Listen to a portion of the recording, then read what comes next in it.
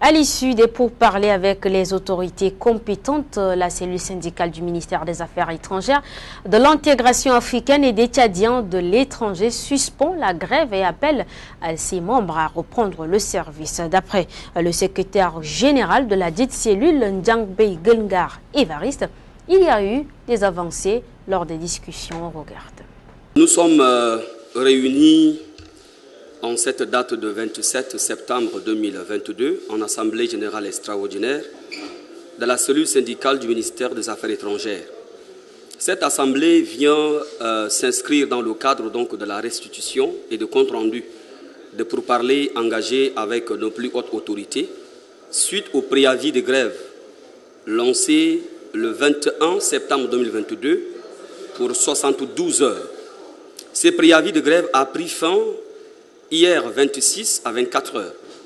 Et donc, il était pour nous important de convoquer l'Assemblée générale qui est auteur donc, de ces préavis de grève, mais surtout aussi de leur faire le compte-rendu des pourparlers afin donc de permettre à l'Assemblée d'apprécier et surtout aussi de prendre une décision. Nous avons eu des assises avec nos autorités et nous avons exprimé de vive voix nos revendications.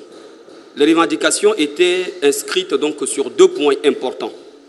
La première d'abord, la relecture du document portant statut particulier des diplomates et également des missions consulaires.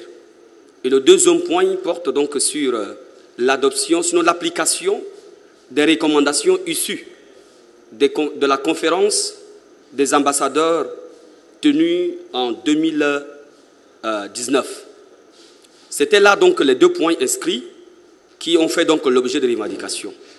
Nos plus hautes autorités nous ont reçus, nous avons discuté et par donc l'arrêté donc numéro 0075 du ministère des Affaires étrangères, une commission de relecture du document portant statut particulier des diplomates et des missions consulaires a été mise sur pied. Et nous avons jugé important d'alléger aussi nos points de vue.